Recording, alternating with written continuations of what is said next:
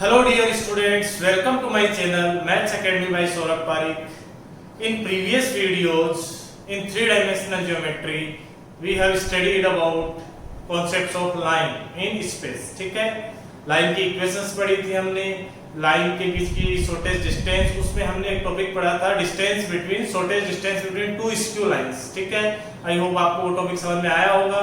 ठीक है, अब इस लाइन का अपन लास्ट कॉन्सेप्ट पढ़ लेते हैं, that is distance between two parallel lines.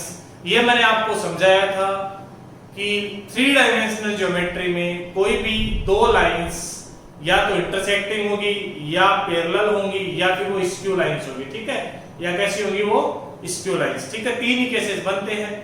उनमें इंटरसेक्टिंग लाइन के बीच की डिस्टेंस हमेशा क्या होती है, 0. इस पे अपन ने क्वेश्चंस भी किए थे प्रीवियस वीडियोस में. ठीक है, स्क्यू लाइंस के बीच की डिस्टेंस का अपन ने एक फॉर्मूला लिखा था, a2 vector minus a1 vector dot b1 cross b2 over magnitude of b1 cross b2. ठीक है, ये फॉर्मूला था स्क्यू लाइंस. बच गया एक टॉपिक, और वो टॉपिक क्या है बच्चों, distance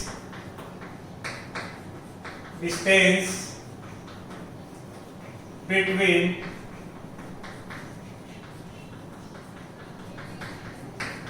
to parallel lines.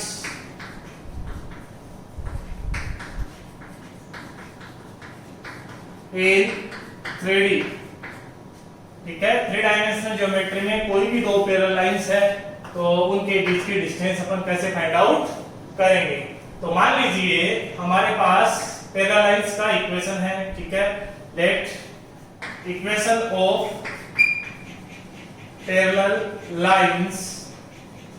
Okay, L1 means line 1 का इक्वेशन मान लीजिए वेक्टर फॉर्म में दे रखा अपन को, r vector is equals to a1 vector plus lambda times b vector. ठीक है, L2 का दे रखा अपन को, r vector is equals to a2 vector plus mu times b vector.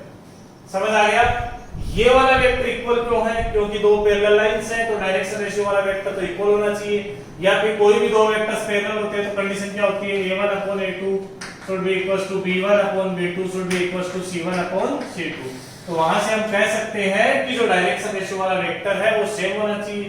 ठीक है, कुछ केसेस में सेम नहीं होता है तो उसमें से कोई एक कॉमन नंबर आ रहा होता है. ठीक है, जैसे 2 कॉमन आ गया उसके बाद में सेम बन जाता है.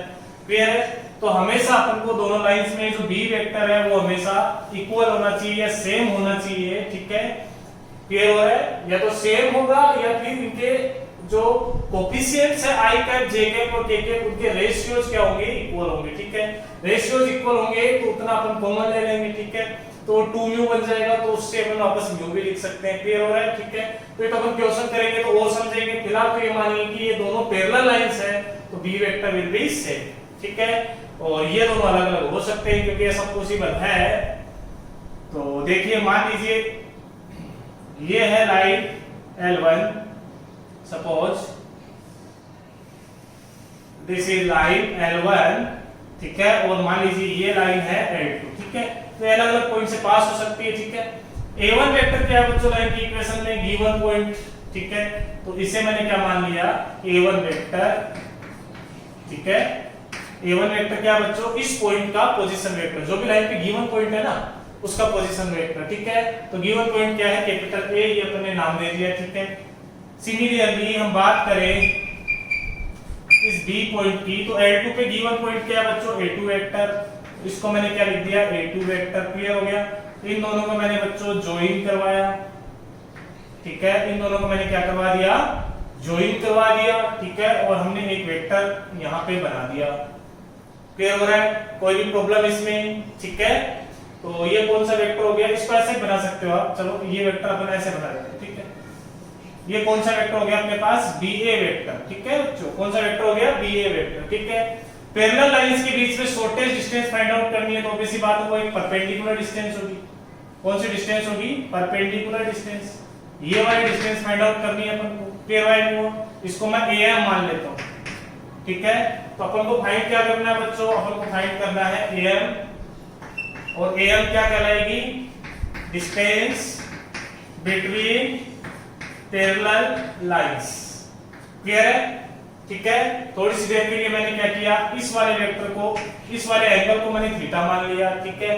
और ये थीटा किस किस के बीच में एंगल है, तो थीटा इस लाइन की डायरेक्शन में जो पैरेलल वेक्टर होगा वो क्या होगा बच्चों, बी वेक्टर। बी वेक्टर कैसे, क्योंकि r vector equal to a1 vector plus lambda b vector है, तो दोनों ही लाइन के पैरेलल वाला वेक्टर क्या होगा, b वेक्टर ही होगा, समझ रहे हो। तो इसलिए मैंने इसको क्या मान लिया बच्चों, b वेक्टर मान लिया।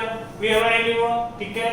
अब करना क्या है अपन को, यहाँ पे ये am डिस्टेंस फाइंड आउट करनी है, ठीक है। तो इस ट्रायंगल से अपन am डिस्टेंस देखते हैं क्या होगी। am should be equals to, पहले मैं लिख देता हूं थोड़ा सा explanation, in triangle ABM, in triangle ABM, ठीक है। तो ABM ट्रायंगल में आपको फाइंड आउट करना है बच्चों डिस्टेंस AM, क्लियर है।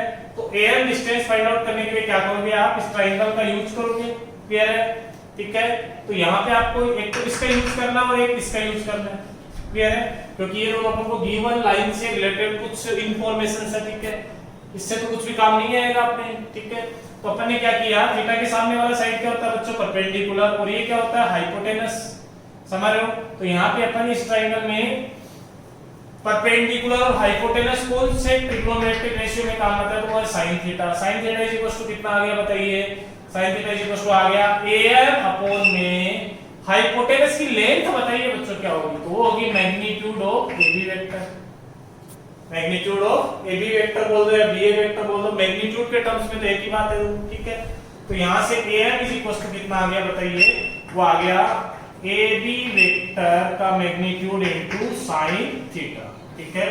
तो इसको अपन यहां पे लिख देते हैं, ठीक है। ये डिस्टेंस नहीं है ये अभी अपन को ये sin थीटा भी हटाना पड़ेगा यहां से, तो कैसे हटाएंगे देख, क्योंकि क्वेश्चन में तो लाइन की इक्वेशन सी दे रखी है अपन को, तो इक्वेशन में कौन कौन सी चीजें प्रेजेंट है उन्हीं को काम में लेना पड़ेगा।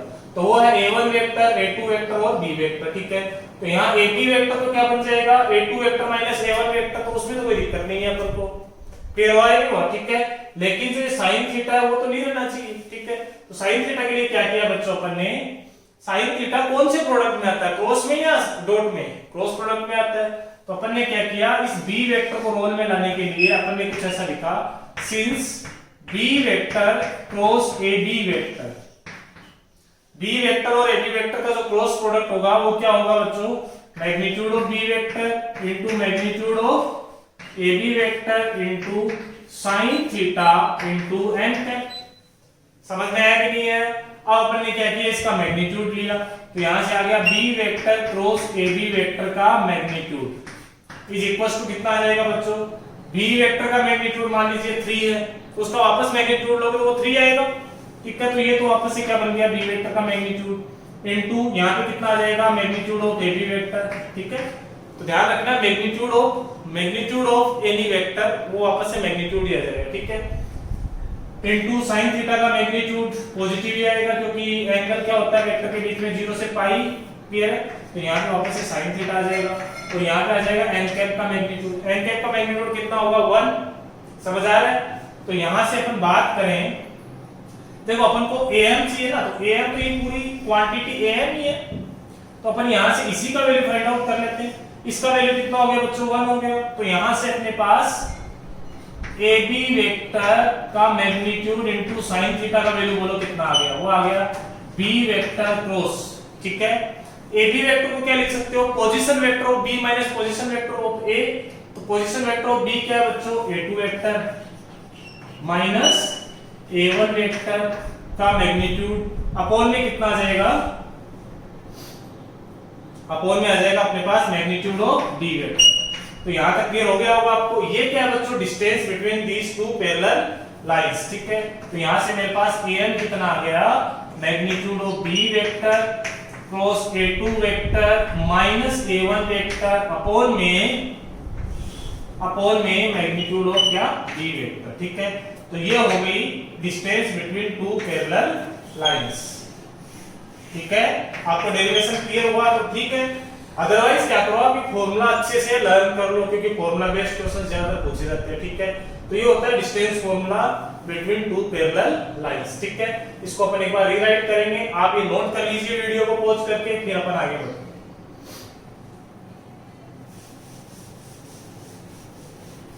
तो देखिए अपन इसको रीराइट कर लेते हैं as distance between parallel lines d is equal to कितना आ जाएगा बच्चों, distance d that will be equal to magnitude of b vector cross a2 vector minus a1 vector upon में मैग्नीट्यूड ऑफ b वेक्टर। ठीक है, ये होगी दो पैरेलल लाइंस के बीच की डिस्टेंस फाइंड आउट करने का फॉर्मूला। ठीक है, स्क्यू लाइंस के बीच की डिस्टेंस क्या होती है, कंफ्यूज होने की जरूरत नहीं, वो होती है a2 a1 डॉट प्रोडक्ट किसके साथ b1 क्रॉस b2 अपॉन में कितना बच्चों, magnitude of b1 vector cross b2 vector. ये स्क्यू लाइंस के बीच की डिस्टेंस होती है। ठीक है, और ये पैरेलल लाइंस। ठीक है, स्क्यू लाइंस में यहाँ पे डॉट आता है, यहाँ पे क्या आता है, क्रॉस प्रोडक्ट। क्लियर है, तो कंफ्यूज होने की बिल्कुल भी जरूरत नहीं है। ठीक है, अब इस पे एक क्वेश्चन करते हैं और इस टॉपिक को समाप्त करते हैं अपन। तो चलिए एक क्वेश्चन करें।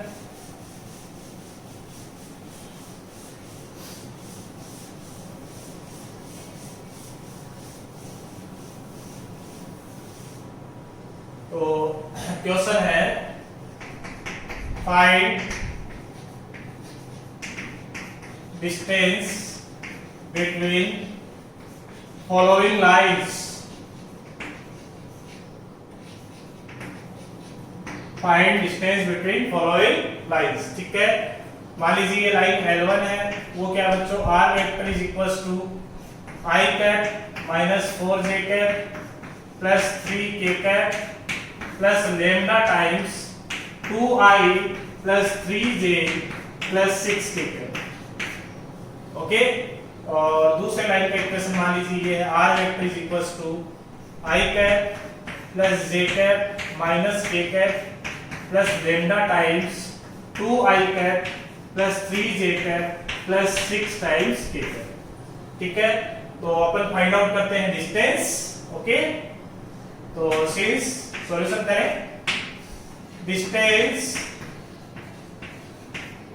d is equals to distance between two parallel lines. क्या होता है फॉर्मूला इसका, b vector cross a2 vector minus a1 vector upon magnitude of b vector, ये होता है फॉर्मूला। ठीक है, तो अपन को सबसे पहले लाइन की इक्वेशन से ये वैल्यू चाहिए। ठीक है, तो L1 को अपन किससे कंपेयर करेंगे बच्चों, लिखेंगे comparing L1 and L2 with r vector is equals to a1 vector plus lambda b vector and r vector is equals to a2 vector plus lambda b vector। ठीक है, ये वाला वेक्टर सेम होना चाहिए, सबसे बड़ी पहचान है। ठीक है, यदि ये दोनों वेक्टर सेम नहीं है, डिफरेंट वेक्टर्स है, तो वो स्क्यू लाइंस है। तो स्क्यू लाइंस के बीच की डिस्टेंस का फॉर्मूला आपको मैं पढ़ा चुका हूं। ठीक है, ये दोनों वेक्टर आइदर सेम होंगे या फिर इनकी ये वाले रेशियो है ना, ये j कैप के कोएफिशिएंट k कैप के कोएफिशिएंट ये सेम होने चाहिए। जैसे मतलब यहाँ पे ऐसा भी आ सकता था i cap plus j cap plus k cap. ठीक है, मान लीजिए एक जगह ये देता आपको, दूसरी जगह ये देता minus 2i cap minus 2j cap minus 2k cap. Clear है, ये b वेक्टर वाले पार्ट को करवा रहा हूँ आपको। ठीक है, तो अब ये रेशियो देखते हैं, तो ये भी क्या है, सेम है। इसका मतलब ये वेक्टर्स भी क्या है, पैरेलल वेक्टर्स हैं। तो फिर इसको अपन b वेक्टर कौन सा लेते हैं, ये वाला कि ये वाला। ठीक है, तो उसके लिए क्या करते हैं, जिससे कोई कॉमन नंबर आ रहा हो उसे कॉमन ले लो। ठीक है, तो -2 कॉमन लिया तो यहां से क्या आ गया, i + j + b। तो ये -2 उस पैरामीटर में इंक्लूड कर देंगे अपन। तो उसके अलावा क्या बचा, i + j + k। समझ में आ रहा है, तो इसे अपन क्या लेते हैं, b वेक्टर। क्लियर हो गया होगा। ओके, आगे बढ़ते हैं। ओके, तो कंपेयरिंग करने के अपने पास a1 वेक्टर क्या है बच्चों, a1 वेक्टर आ गया i cap minus 4j cap plus 3k cap. ठीक है, a2 वेक्टर क्या है अपने पास, a2 वेक्टर यानी कि सेकंड लाइन वाला i cap plus j cap minus k cap. Clear हो रहा है। ओके, फिर बात करें अपन कि b वेक्टर क्या आएगा, तो b वेक्टर आ जाएगा 2i plus 3j plus 6k cap. समझ में आ गया। ठीक है, अब फॉर्मूले के अकॉर्डिंग चलते रहो। सबसे पहले क्या चाहिए अपन को, a2 माइनस a1। तो यहां से मैंने क्या किया, a2 vector minus a1 vector. तो a2 में से a1 को सब्ट्रैक्ट करो, i minus i that is 0i, लिखने की जरूरत नहीं है। j प्लस 4j कितना हो जाएगा बच्चों, 5j cap. Similarly minus k minus 3k तो हो जाएगा माइनस का 4k कैप। क्लियर हो गया? ठीक है, अभी इन दोनों का क्रॉस प्रोडक्ट करना है, किस किस का? b vector cross a2 vector minus a1 vector, तो इनका क्रॉस प्रोडक्ट करते हैं। तो क्या बनाएंगे? डिटरमिनेंट, फर्स्ट रो में i कैप, j कैप और k कैप। क्लियर है? b वेक्टर के कोएफिशिएंट्स बताओ बच्चों, क्या है? b वेक्टर के कोएफिशिएंट्स है अपने पास 2, 3 एंड 6। ठीक है, a2 माइनस a1 के कोएफिशिएंट्स बताओ कितने? i कैप का तो कुछ भी नहीं है, तो उसे क्या बोल देंगे? 0, 5 माइनस 4। क्लियर है? अब अपन क्या करेंगे, इसमें सोल्व करेंगे इसको। तो i कैप के साथ कितना आ जाएगा? -12 minus 30, -12 minus 30, that will B minus का 42 i कैप। सही बात? आप कैलकुलेशन चेक करते रहे साथ साथ में। j कैप के साथ क्या आएगा? -8, तो ये हो जाएगा प्लस का 8 j cap. Okay, k cap के साथ क्या आएगा? 10 माइनस 0, तो प्लस का 10 टाइम्स k। ओके, तो ये आ गया b vector cross a2 minus a1। Okay, चलिए आगे बढ़ते हैं। आपको नोट करना तो आप वीडियो को पॉज करके नोट कर सकते हैं। ठीक है, I am erasing this area.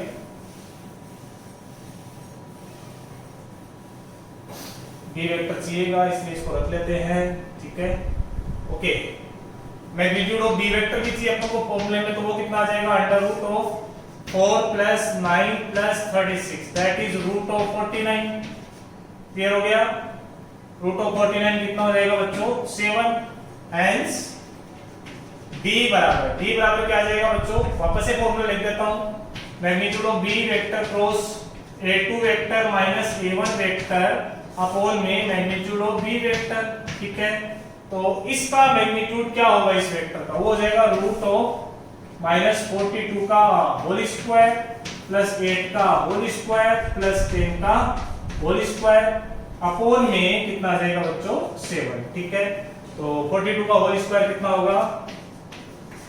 4, 8, 61, 70। ठीक है, इसको ऐसे कर सकते हो आप कैलकुलेट। ठीक है, तो यहां से कितना आ जाएगा बच्चों? Is equals to √of 1764 plus 64 plus 100 upon में कितना? 7। इनको ऐड कर लीजिए आप। ऐड किया तो ये आ गया 048 8 0 6 12 2 1, तो 2 + 7 9 और फिर आ जाएगा 1। ठीक है, अपॉन में 7 यूनिट्स। यह आ जाएगी दोनों पैरेलल लाइंस के बीच की डिस्टेंस। ठीक है, तो मेरे ख्याल से आपको ये क्वेश्चन समझ में आया होगा। ओके, आप नोट कर लीजिए। ठीक है, अपन इसी क्वेश्चन को मान लीजिए कार्टेशियन फॉर्म में कोई क्वेश्चन दे रखा हो तो कैसे करेंगे? तो बहुत आसान है, वेक्टर फॉर्म में कन्वर्ट कर लो और उसके बाद उसको सोल्व कर लो। ठीक है, फिर भी मैं बता देता हूं एक बार।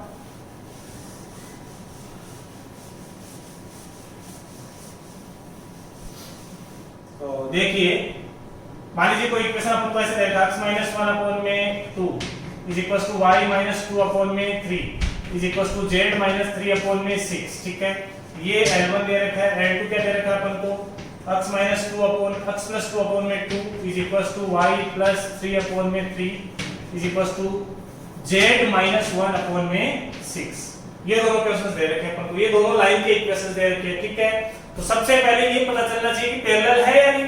तो पैरेलल तो यहां से पता चल जाएगा। देखिए आप, ये इसके डायरेक्शन रेशियो कितने हैं बच्चों? 2 3 6। इसके डायरेक्शन रेशियो क्या है? 2 3 6। तो दीस लाइंस आर पैरेलल। ठीक है, तो ये तो b वेक्टर हो गया आपका 2i cap + 3j cap + 6k cap. ठीक है, ये गिवन पॉइंट है तो इसे अपन a1 वेक्टर मान लेंगे, i cap + 2j cap + 3k cap. ठीक है, ये दूसरी लाइन का गिवन पॉइंट है तो उसे अपन a2 वेक्टर मान लेंगे। तो a2 वेक्टर क्या हो जाएगा? -2i cap. ठीक है ना, क्योंकि x माइनस x1 होता है ना, यहाँ पे -3j कैप और प्लस का k कैप। ठीक है, तो इसको ऐसे सोल्व कर लेंगे अपन। ठीक है, वैसे आप जो भी मैं यहाँ पे एग्जांपल्स बताता हूँ वो सारे क्वेश्चंस मैं खुद बना के बता रहा हूँ आपको। ठीक है, तो इनको सोल्व करने की वैसे जरूरत नहीं है। आप कोई एग्जाम्पल बुक से उठा के करेंगे तो उसके आंसर्स है वो ज्यादा कॉम्प्लिकेटेड नहीं आएंगे। ठीक है, तो आप कोई भी एग्जाम्पल करना आपको तो वो अपनी बुक से उठा के करो, ज्यादा बेटर रहेगा। ठीक है, ये तो मैंने ऐसे ही समझाने के लिए लिख दी है इक्वेशंस, ठीक है। तो इनके आंसर में भी कॉम्प्लेक्स, ठीक है। ओके, तो आपको आई होप ये समझ में आया होगा। इस वीडियो में इतना ही। अब अपना लाइन वाला पार्ट है वो कंप्लीट हो चुका है। अब अपना जो 3 डायमेंशनल ज्योमेट्री में नेक्स्ट पार्ट आएगा वो आएगा प्लेन। क्या आएगा? प्लेन। प्लेन का मतलब कोई भी सरफेस, ठीक है, जिसको अपन इनफाइनाइटली एक्सटेंड कर दे स्पेस में, उसके अपन इक्वेशंस फाइंड आउट करेंगे। उस दो प्लेन्स के बीच की डिस्टेंस, पॉइंट और प्लेन के बीच की डिस्टेंस, ठीक है। तो ऐसे बहुत सारे काम अपन प्लेन्स में करेंगे, ठीक है। From my side the part of line is completed. Okay, so आप घर पे बैठ के इन लाइन के क्वेश्चन सोल्व कीजिए। जो भी आपको प्रॉब्लम्स आती है वो या तो कमेंट सेक्शन में डाल दीजिए, ठीक है। उसको मैं सोल्व करके आपके लिए एक स्पेशल वीडियो बना के उसको पब्लिश कर दूंगा, ठीक है। Thank you for watching. आपको यदि वीडियोस पसंद आ रहे हैं तो लाइक जरूर कीजिए और वीडियोस को शेयर भी कीजिए और मेरे चैनल को सब्सक्राइब कीजिए। Thank you.